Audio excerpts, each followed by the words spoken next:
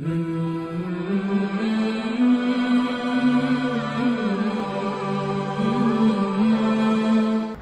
لله وكفى وسلام على عباده الذين اصطفى اما بعد۔ انسان کی فطرت ہے وہ کسی نہ کسی سے محبت ضرور کرتا ہے، اور جس سے محبت ہو جاتی ہے پھر اس کی اداؤں کو اپنانے کا شوق بھی پیدا ہوتا ہے، اور دل چاہتا ہے کہ جو وہ کر رہا ہے وہی ایک بار تو میں بھی کر لوں۔ یہ محبت نبی سے ہو تو اس محبت کے اظہار کو سنت کہا جاتا ہے۔ ہمارا دروس کا ایک سلسلہ شروع ہوا تھا پچھلی بار سے کہ کچھ سنتیں ایسی ہیں جو معروف ہیں، مطلب ہم سب کو پتہ ہے مسواک سنت ہے اور خوشبو لگانا سنت ہے وغیرہ وغیرہ، لیکن کچھ ایسی سنتیں ہیں جو ہم سے چھوٹ چکی ہیں یا ایسی ہیں جو عام طور پر لوگوں کو معلوم نہیں ہے۔ پھر ان سنتوں کو ہم اپنا نہیں رہے، یعنی ہمارے نبی صلی اللہ علیہ وسلم کی زندگی کے وہ گوشے جو کتابوں میں ہیں لیکن ہماری زندگی میں نہیں ہیں، ان کو سنت مہجورہ، سنت متروکہ کہا گیا ہے کہ وہ سنتیں جو چھوڑ دی گئی اب ان کو زندہ کرنے کی بھی ضرورت ہے۔ تو گزشتہ درس میں کچھ غسل وضو کے متعلقہ سنتیں عرض کی گئی تھیں اور کچھ نماز سے متعلقہ سنتیں عرض کی گئی تھیں۔ اب اسی سلسلے کو آگے بڑھاتے ہیں، کچھ نماز سے متعلقہ اور باقی کچھ تلاوت سے متعلقہ باتیں آ جائیں گی، اور یہ سلسلہ بھی چلے گا۔ کچھ ہماری معاشرت کی باتیں ہیں، کچھ باتوں کا تعلق ہمارے گھر سے ہے، تو ان سب سنتوں کو ہمیں انشاءاللہ زندہ کرنے کی کوشش کرنی چاہیے۔ اب اس میں ایک سنت صحیح مسلم میں روایت آتی ہے، عبداللہ بن عباس رضی اللہ عنہ فرماتے ہیں میں رات کو حضور کے گھر سویا ایک مرتبہ، کیونکہ حضرت میمونہ رضی اللہ عنہ ان کی خالہ تھی، تو میں نے دیکھا حضور علیہ السلام تہجد کے لیے اٹھے، آپ صلی اللہ علیہ وسلم نے مسواک کی، اس کے بعد آپ نے وضو کیا، پھر ہمارے نبی علیہ السلام نے سورہ آل عمران کا آخری رکوع پڑھا بغیر نماز کے، یعنی وضو کے بعد وہ رکوع تلاوت کیا، پھر اس کے بعد 2 رکعت نماز نفل آپ صلی اللہ علیہ وسلم نے پڑھے، پھر وہ 2 نفل پڑھ کر حضور لیٹ گئے اور سو گئے، پھر دوبارہ اٹھے، پھر آپ نے مسواک کی، پھر آپ نے وضو کیا، اور پھر سورہ آل عمران کا آخری رکوع پڑھا اور پھر 2 رکعتیں پڑھی، پھر سو گئے، پھر آپ دوبارہ اٹھے، پھر آپ نے اسی طرح، تو 6 رکعتیں آپ صلی اللہ علیہ وسلم نے یوں پڑھی کہ ہر 2 رکعت سے پہلے مسواک بھی کی، وضو بھی کیا، سورہ آل عمران کا آخری رکوع پڑھا، اور 2 رکعتوں کے بعد پھر آپ سو گئے۔ اب اگر ہم سو گئے پھر تو سو گئے، چلیں آج اس سنت کو ہم یوں زندہ کر سکتے ہیں، اللہ تہجد کی توفیق سب کو نصیب فرمائے۔ تو ہم لوگ ایک دفعہ وضو کرتے ہیں، اس کے بعد 6-8 نفل پڑھ لیتے ہیں، یہ بھی ٹھیک ہے، لیکن یہ ایک ایسا طریقہ ہمارے نبی کی زندگی کا جو کتابوں میں ہے لیکن ہم نے ایک بار بھی اس پہ عمل نہیں کیا۔ اب اس کا طریقہ یہ ہے ہم مسواک کریں، وضو کریں، اگر آپ کو زبانی آتا ہے ٹھیک، ورنہ قرآن کھولیں، 4 سپارہ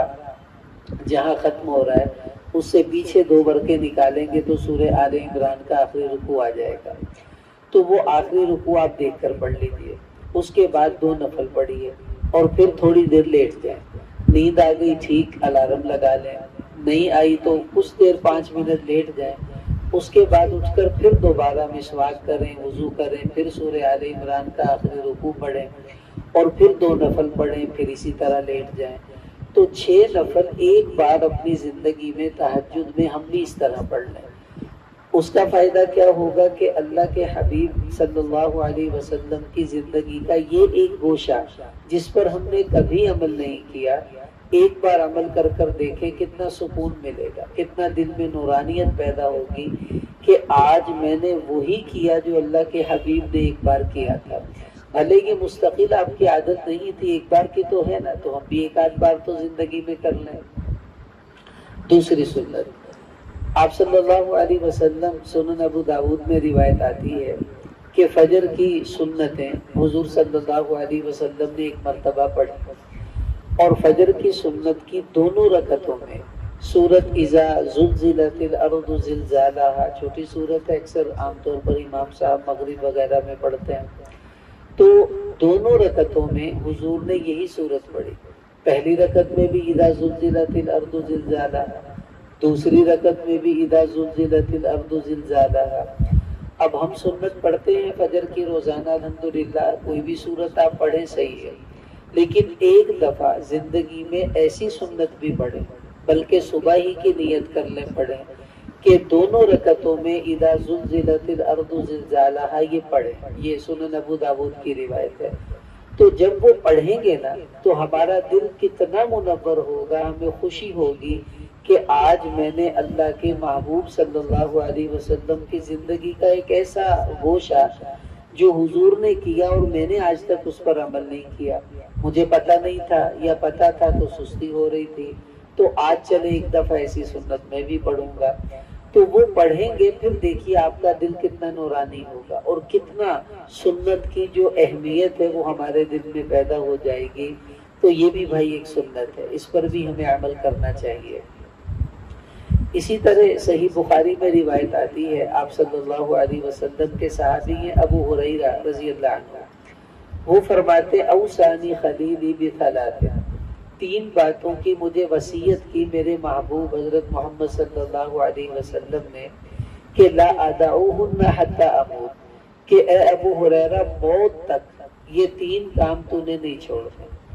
ان میں سے وہ تین کام کیا ہیں؟ فرماتے سب سے پہلا کام تو یہ کہ ہر مہینے 3 روزے مجھے حضور نے فرمایا تم نے نہیں چھوڑتے، تو وہ نہیں چھوڑتے تھے۔ دوسرا یہ کہا کہ اے ابو ہریرہ وتر جو ہیں وہ رات سونے سے پہلے پڑھ کر پھر سو جایا کرو، یعنی اگر اللہ توفیق دیتے ہیں آپ تہجد میں اٹھتے ہیں تب تو آپ کو تہجد میں ہی وتر پڑھنے چاہیے، لیکن ان کو یہ وصیت کی کہ رات کو وتر پڑھ کر سو جاؤ، صبح اٹھ کر تہجد بھلے پڑھتے رہو، کوئی مسئلہ نہیں ہے۔ تو اس پر بھی انہوں نے عمل کیا۔ تیسری بات جو عرض کرنی تھی وہ یہ کہ مجھے حضور علیہ السلام نے فرمایا وصلاۃ الضحیٰ، اے ابو ہریرہ یہ جو چاشت کی نماز ہے نا اس کو نہیں چھوڑنا تو نے کبھی۔ تو موت تک انہوں نے چاشت کی نماز کو پھر ایسا مضبوطی سے تھامے رکھا کہ بعد میں اس کو چھوڑا نہیں ہے۔ اب چاشت کی نماز ہم لوگ اشراق پڑھ لیتے ہیں، لیکن چاشت پڑھنا ذرا مشکل لگتا ہے، وجہ اس لیے کہ سورج نکلتے ہی ہم نے اشراق پڑھ لی، اب اس کے 2 گھنٹے کے بعد عموماً اشراق کی نماز چاشت کی نماز پڑھی جاتی ہے۔ اب اس کے بعد کوئی آفس چلا جاتا ہے، کوئی دکان پہ چلا جاتا ہے، اپنی اپنی مصروفیتوں میں سب بزی ہو جاتے ہیں، تو ہم لوگ چاشت کی نماز کے وقت میں اپنے کاموں میں ہوتے ہیں تو وہ نماز نکل جاتی ہے، اور انہیں یہ کہا گیا کہ اے ابو ہریرہ یہ نہیں چھوڑنا ہے، اور حضور اس کا اہتمام فرماتے رہے ہیں، فضائل اس کے بہت زیادہ ہیں۔ اب ہم اس کی ترتیب کیسے بنا سکتے ہیں؟ اس کی ترتیب 2 طرح سے بن سکتی ہے۔ مثلا آپ دکان پر جاتے ہیں 8 بجے جاتے ہیں، دفتر میں جاتے ہیں آپ 9 بجے 8 بجے جاتے ہیں، تو اشراق تو آج کل تقریباً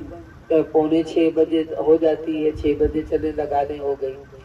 لیکن اس کے بعد جب آپ دفتر جانے لگے تو جانے سے پہلے گھر میں چاشت کی نماز اشراق کی نماز آپ نے پڑھ لی، اب چاشت بھی پڑھتے جائیں۔ تو یہ آسانی ہے کہ آپ اشراق کے 1 گھنٹے بعد بھی اگر چاشت کی نماز پڑھ لیں، اس وجہ سے کہ بعد میں آپ کو موقع نہیں ملے گا چلے میں ابھی نپٹا لوں، تو یہ بھی انشاءاللہ آپ کی چاشت کی نماز ہو جائے گی۔ تو اس طرح کرنے سے ہم اس سنت پر عمل کر پائیں گے، ورنہ پھر بھائی ہم ایسے ہی بزی رہیں گے اور ہماری چاشت ہو گئی۔ اب 2 رکعتوں سے لے کے 12 رکعتوں تک جو ہے وہ چاشت کی نماز پڑھنا ثابت ہے، تو آپ کو جتنی اللہ توفیق دے 2 پڑھ لیں 4 پڑھ لیں، سعادت کی بات ہے، اسے چھوڑنا نہیں ہے، تو اس کی ہم سب نیت کر لیں انشاءاللہ۔ اسی طرح ایک اور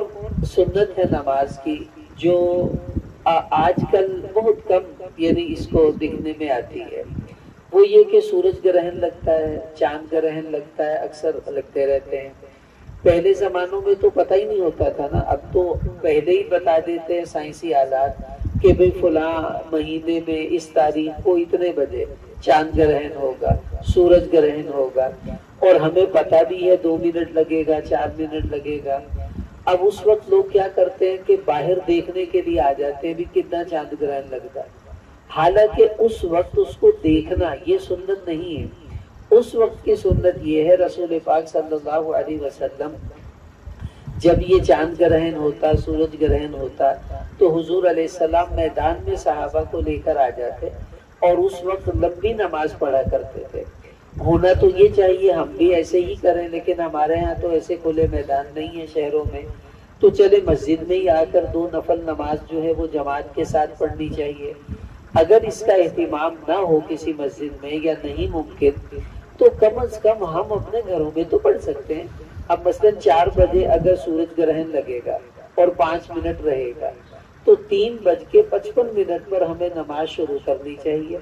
اور 4:05 تک اس کو پڑھتے رہنا چاہیے. یعنی نماز کے دوران وہ چاند گرہن لگ بھی جائے ختم بھی ہو جائے، سورج گرہن لگ بھی جائے ختم بھی ہو جائے، اتنی لمبی نماز پڑھنی ہے. چاہے بار بار وہ سورتیں پڑھیں، لمبا رکوع کریں، لمبا سجدہ کریں.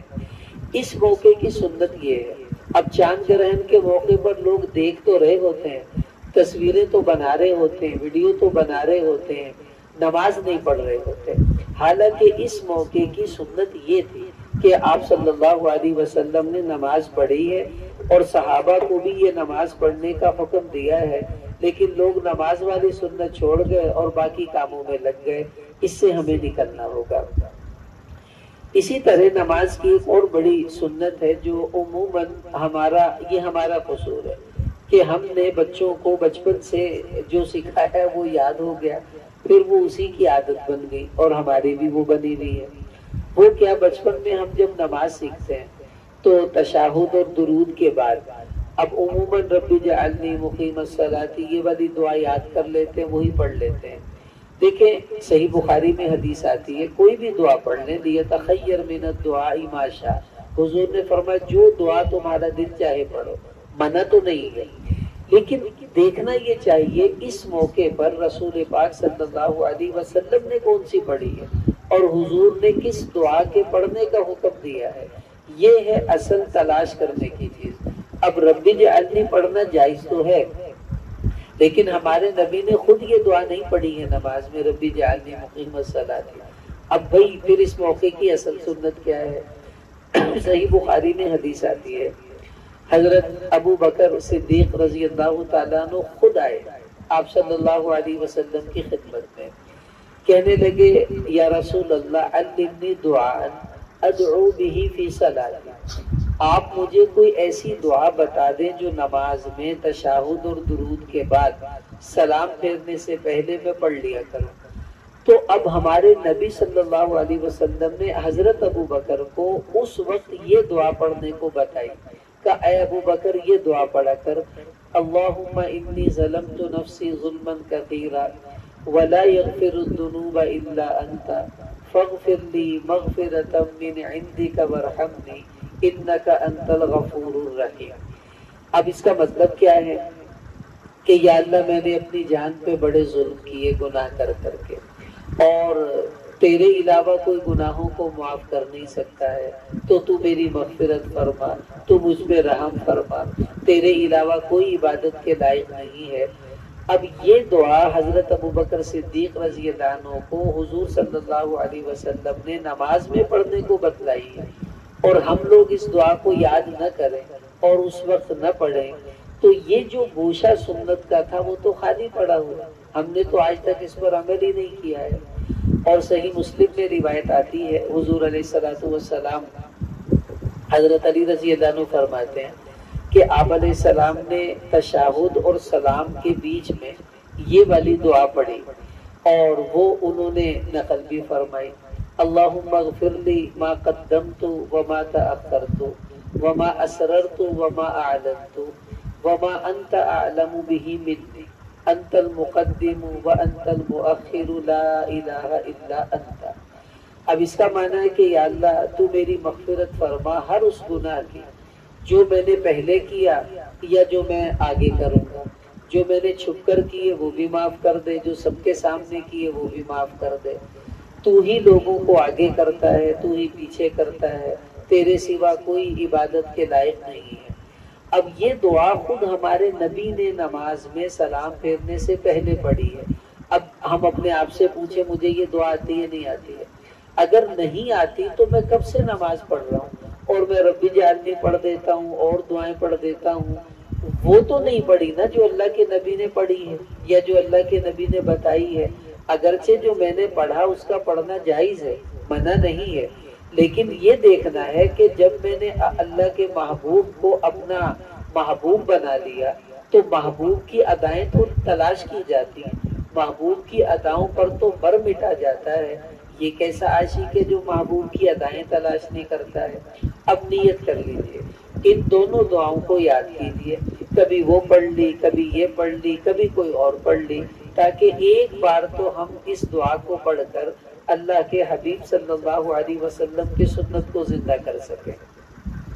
اسی طرح ایک سنت جو مسجد سے متعلقہ ہے اور اب اس پر بہت کم عمل ہوتا ہے، 100 میں سے 10 مسجدیں ہوں گی جن میں اس پر عمل ہے ہمارے بر صغیر میں، لیکن عرب میں اس کا اہتمام الحمدللہ ہوتا ہے، ہمارے ہاں نہیں ہوتا، اور یہ ہماری کوتاہی ہونا چاہیے۔ وہ کیا؟ حدیث میں آتا ہے آپ صلی اللہ علیہ وسلم کے بارے میں کہ حضور علیہ السلام نے گھروں میں مسجدیں بنانے کا حکم دیا کہ گھر میں مسجدیں بنائیں، اور یہ کہا کہ مسجد وہاں کی ہو کہ یہاں کی ہو، مگر یہ جو مسجد ہے حدیث میں آتا امارا ان ينظف ويتطيب، حضور نے حکم دیا کہ مسجد کو صاف ستھرا رکھیں اور مسجد کو خوشبودار بنائیں، یعنی مسجدوں میں خوشبو کا اہتمام کرنا۔ یہ ایسی سنت ہے جو آج مٹ چکی ہے۔ آپ مسجدوں میں چلے جائیں، ٹائلیں لگی ہوں گی، قالین بچھے ہوں گے، لیکن نماز کے وقت خوشبو کا اہتمام نہیں ہے۔ بہتر تو ہے کوئی بھی خوشبو ہو، چلے ایئر فریشنر لگا دیا جائے، کچھ بھی لگا دیا جائے، لیکن مسجد کو معطر ہونا چاہیے خوشبو کے ساتھ، کہ کوئی نماز پڑھنے آئے تو خوشبو آ رہی ہو مسجد سے، یہ اللہ کے گھر کی تعظیم ہے، اس کا اہتمام ہونا چاہیے۔ اب تو بھائی اچھی اچھی مسجدوں میں بھی اس کا اہتمام نہیں ہوتا ہے، اور وجہ کیا ہے؟ اب خادم تو کچھ نہیں کر سکتا، انتظامیہ اس کو خوشبو دے گی تو وہ بیچارہ لگائے گا، اور انتظامیہ والوں کی اس طرف توجہ نہیں ہوتی ہے،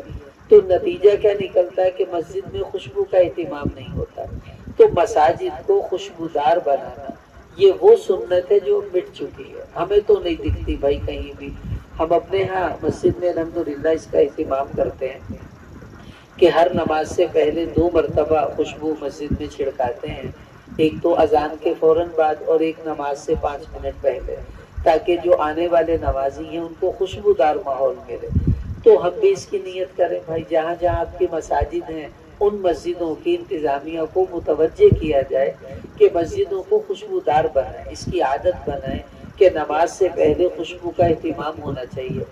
گرمی میں ہوتا ہے کہ صحن میں نمازیں ہوتی ہیں، وہ خوشبو تو ساری اڑ جائے گی، چلے کوئی بات نہیں۔ سردیوں میں جب نمازیں اندر ہوتی ہیں تب تو بڑی آسانی سے اس پر عمل ہو سکتا ہے، اور تھوڑی بہت خوشبو بھی مسجد کے لیے کافی ہو جاتی ہے، چلے اس وقت ہی اس پر عمل ہو جائے، کم از کم یہ مٹی ہوئی سنت زندہ تو کرنی چاہیے۔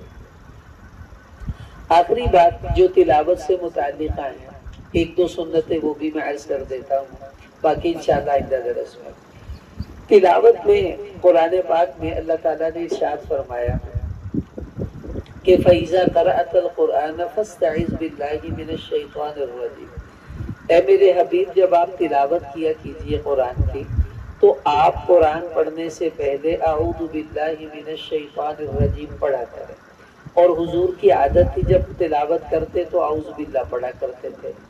اب یہ سمجھیں، یہ تو آپ کہیں گے ہم بھی پڑھتے ہیں تو یہ کون سی سنت ہے، یہ تو سبھی کرتے ہیں، لیکن جو اصل سنت مٹی ہوئی ہے وہ سمجھیے، وہ یہ کہ جب آپ تلاوت کر رہے ہیں تو دوران تلاوت آپ نے کسی سے بات کی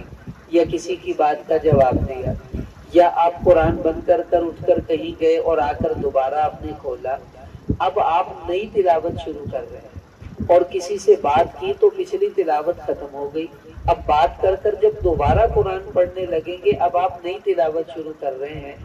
اس وقت دوبارہ اعوذ باللہ پڑھنا سنت ہے، اور وہ نہیں پڑھتے لوگ، مثلا قرآن بھی پڑھی جان گے، گلا بھی کری جان گے، اور 10 باتیں ہوتی ہیں، اعوذ باللہ پہلے والا ہی چل رہا ہے، نہ بھائی نہ، یہ تو ایسے ہی ہے بندہ کبھی میں ان سویرے وضو کیتا سی ان پنجوں نمازہ اندر نہیں پڑھاں گا، بھائی بیچ میں تو نے تقاضا کیا، پیشاب کیا، سویا بھی، اب اس کا مطلب ہے وہی وضو چلی جائے گا۔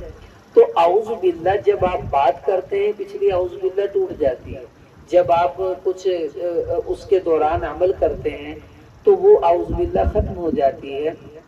تو نئے سرے سے تلاوت شروع ہو تو نئی اعوذ باللہ پڑھنا سنت ہے۔ اور یہ والی سنت آپ دیکھ لیں بہت کم لوگوں کو اس کا علم ہوگا، یا ہے تو اس پر عمل بہت کم لوگوں کو آپ کو نظر آئے گا۔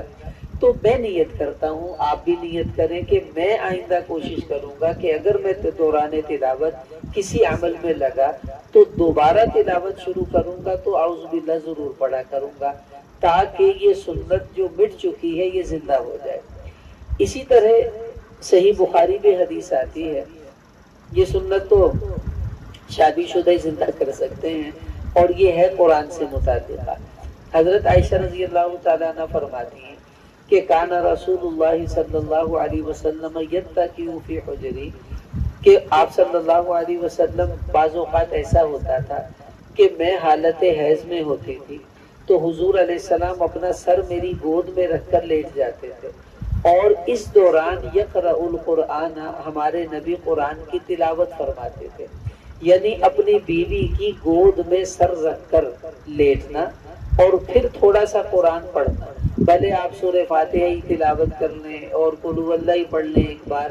تو ایک دفعہ زندگی میں اپنی بیوی کی گود میں سر رکھ کر قرآن پڑھنا، یہ وہ گوشہ ہے سنت کا جو نظر نہیں آتا ہے، جو مٹا ہوا ہے۔ اب بیوی کہے گی یہ کیا بات ہے، اس کو پہلے حدیث سنائیں، اس کو بتائیں کہ یہ سنت ہے، تمہیں بھی ثواب ملے گا، مجھے بھی ثواب ملے گا، اور تھوڑی سی تلاوت کوئی چھوٹی سی سورت آپ پڑھ لیجئے، تو یہ بھی بھائی سنت ہے۔ لیکن یہ شادی شدہ ہی پوری کریں گے، جن کی ہو گئی ہے وہ تو بھائی کر لیں، آج ہی کر لیں انشاءاللہ، اور جن کی نہیں ہوئی وہ نیت کر لیں، جب ہوگی بھائی وہ تب کر لیں گے، کوئی بات نہیں انشاءاللہ۔ لیکن یہ بھی ایک عمل ہے جو کرنے والا ہے، اور اس پر بھی عمل زندگی میں ایک بار تو ہو جانا چاہیے۔ آخری بات، آپ صلی اللہ علیہ وسلم جب تلاوت فرماتے، حدیث میں آتا ہے، ابن ماجہ میں روایت آتی ہے کہ ان ھذا القرآن نزل بحزن، کہ یہ قرآن غم کو لے کر اترا ہے، تو جب تم قرآن پڑھو فتباکو، تو قرآن پڑھتے پڑھتے رویا کرو، حضور نے فرمایا رویا کرو، فَإِن لَمْ تَبْكَوْا، اگر تمہیں رونا نہ آوے تو چلو رونے کی شکل ہی بنا لو، یعنی قرآن پڑھتے ہوئے رونا یہ سنت ہے۔ حضور قرآن پڑھتے تھے یا سنتے تھے، آپ کی آنکھوں سے آنسو بہتے تھے، اب بھائی روئے گا تو وہ جس کو سمجھ آئے گی، اور سمجھ اس کو آئے گی جو ترجمے سے پڑھے گا۔ اسی لیے میں بار بار عرض کرتا ہوں کہ کم از کم وہ صورتیں جو آپ کو زبانی آتی ہیں، جن کو آپ نماز میں پڑھتے ہیں، ان صورتوں کا ترجمہ تو یاد کر لیجئے، تاکہ جب آپ نماز پڑھیں تو آپ کو پتا ہو میں اپنے اللہ سے کیا باتیں کر رہا ہوں، آپ کو پتا ہو میرا رب مجھے کیا کہہ رہا ہے۔ اب اس وقت پھر ہمیں رونا آئے گا، اور رونا نہ آئے تو کم از کم رونے والی کیفیت تو پیدا ہو جائے گی نا۔ اب دیکھیں قرآن اترا، آیت اتری وقودھا الناس والحجارہ، کہ دوزخ کا ایندھن انسان بھی بنیں گے اور پتھر بھی بنیں گے۔ یہ آیت ہمارے نبی نے پڑھ کر سنائی، ایک حبشی صحابی بیٹھے ہوئے تھے، تو انہوں نے سنا تو چیخ ماری اور ایک دم گر گئے اور تڑپنے لگے، حضور نے ان کو پکڑ کر سینے سے لگایا اور ان کی روح نکل گئی۔ آپ صلی اللہ علیہ وسلم نے فرمایا کہ جہنم کے خوف نے تمہارے ساتھی کا دل پھاڑ دیا،